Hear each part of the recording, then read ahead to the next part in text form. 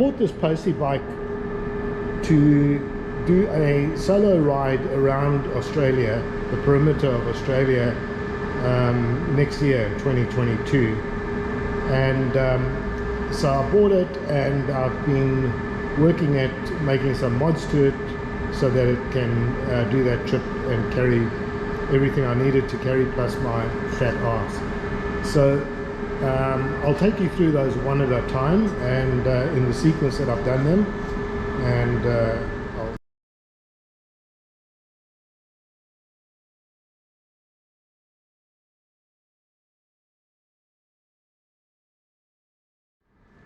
so number one is I put some beefed up suspension on there that's gas adjustable, so that it can take a bigger load on the rear. And I still need to do something about the front suspension. It's a bit soft. Obviously I'll be putting some knobby tires on this to cater for the dirt once I do the trip, but right now it's got some road tires on it. So did the suspension.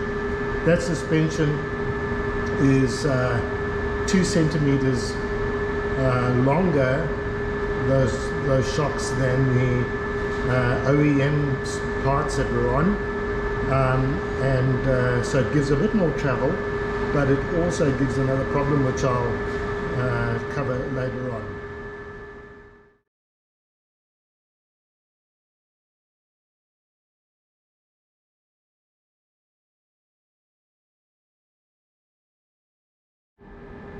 Just for the sake of the video, this wooden box is not part of the mods for my trip. That'll be coming off. I use this just to carry shopping around and that kind of stuff. Very useful little box that I put on the back there with a mesh net.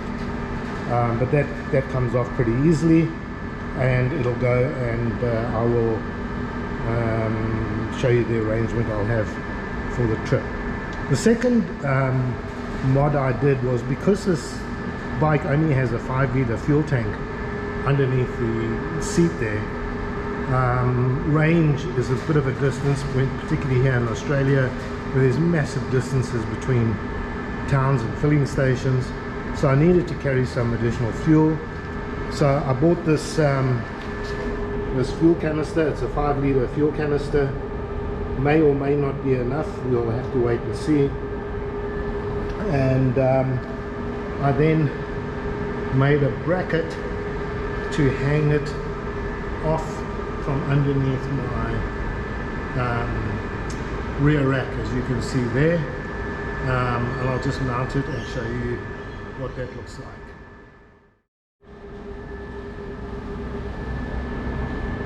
There you have it. There's the mounted fuel canister, and it sits in quite tightly and nicely up against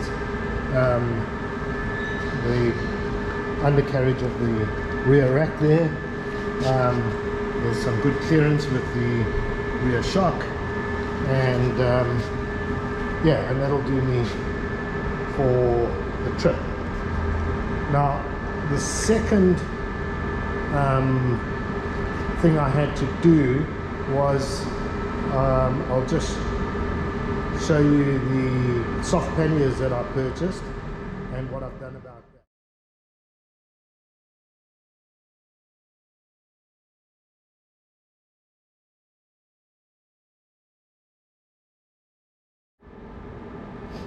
These are the soft panniers, Wild Heart. They're great. I bought a bag that's going to also go over the top, a 60-litre bag, fully waterproof, quite rugged, and I'm sure they'll do perfectly for this trip. They're going to offer a lot of storage. Right now I've got them hanging over that box, but as you can appreciate, once the box is gone, I'm not going to take it off for the purpose of this video. Once the box is gone, that will it will go flush against the rack, and the whole thing will lower. That means that this bag, this on the left side of the bike, will hang down up against the fuel tank, and that will stop it moving around, and it's got tie-ons that you just tie around that and stops it flapping around. On the other side, I'll get to what the issue was there. So obviously on this side, when you've got soft panniers, they're going to hang down over here and move around. Also got the exhaust here, which gets warm. It's got a heat guard on it, which works pretty effectively as it happens. I can put my hand on there, hold it after the bike's run for quite some time, and there's no real heat to speak of. But I thought I'll put something here just to provide a bit more distance between the exhaust and the panniers, but more importantly, just something rigid to fix the panniers to at the lower end, so that they don't flap around as well. So I made this bracket, as you can see, fits under the rack nice and firmly, and that gives me the kind of tension or the ability to fix the panniers as I'd like to. Okay, so on the right hand side of the bike, obviously with the box here, these will drop that much further, and I'll be able to then tie them down against that bracket that I've made there.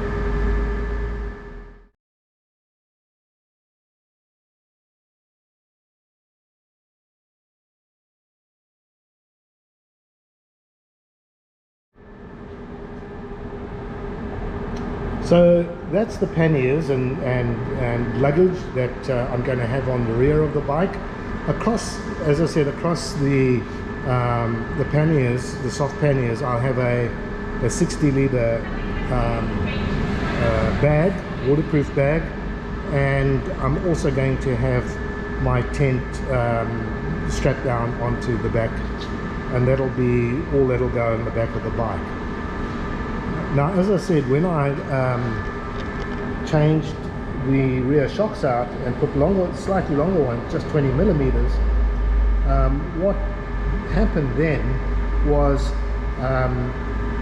because that distance between the anchor point at the top and the bottom is increased, it's extended the height of the bike. What that did was, it meant that when the bike was on the center stand, both the rear wheel and the front wheel were flush on the ground. I could get it on the center stand, but both rear wheel and front wheel were flush on the ground whilst it was on the center stand. Now that's not ideal. Obviously, when you want to change wheels, change a tire or something like that, get the front wheel off, get the rear wheel off, you need the bike to be able to clear, to have clear working space underneath the wheel, to drop the wheel out, or even just to oil the chain at regular intervals.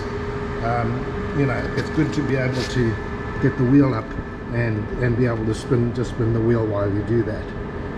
So what I did was I made this arrangement, which I'll go around this side because it's probably easier to see. Down here, where I welded, let me just adjust the camera here. Here, I welded these, cut these pieces of tube out and welded them onto the original base, which is along there. And that gave me about 18 millimeters more height on my center stand, and I did that, as you can see, on both sides.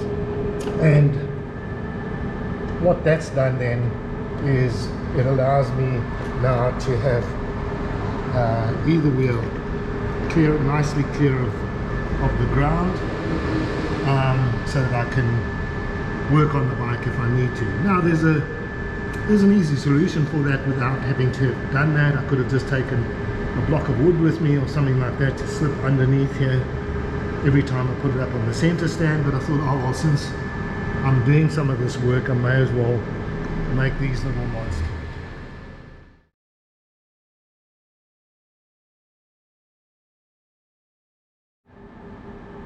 Right, and then the most recent thing I've done, still not the end of them, but the most recent, because storage and space is such a premium on these bikes when you're doing a long trip, I wanted to have utilized some of the space up front over the headlamp, and I saw this toolbox that's lockable. You can put little padlocks through there, and so I made this bracket to hold that box in place over the light that fixes to the headlamp mounting brackets here, and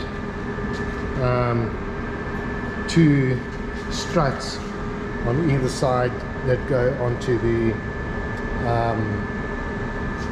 handlebar clamp, and that holds this thing really firmly in place, out of the way, and it's really a nice container to use for anything. It's got all sorts of it's got foam that you can sort of pull pieces out of and make shapes. So even if I wanted to use it to store use it for my GoPro and other camera equipment while I'm on the road, this is very rigid, and it will keep them nice and safe, and also it's lockable. So that's the most recent mod that I've done to the bike.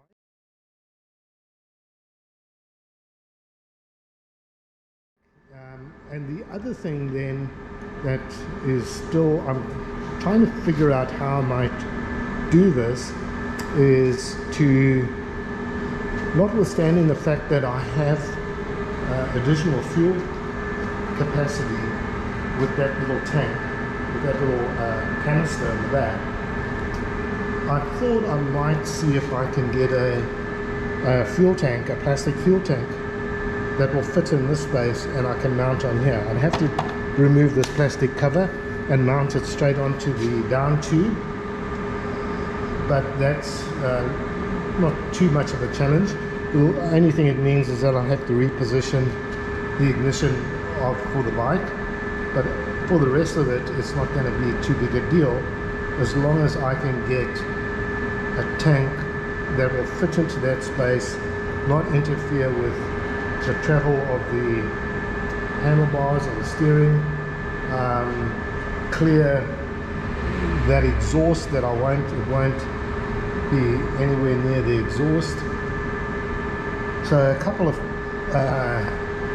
size issues that I have to deal with, but I'm sure I can find something that'll go on there, and that's my next project, is to find something that will fit into that space, and B, to then manufacture some sort of bracket arrangement that I can mount that securely in that space and tap it into the fuel line so that it feeds directly. So then, you know, if I can get another, even a little 10-litre tank to fit there, that'll give me 20 litres all up, and that'll really do me for any distances that I need to travel between filling stops on this trip.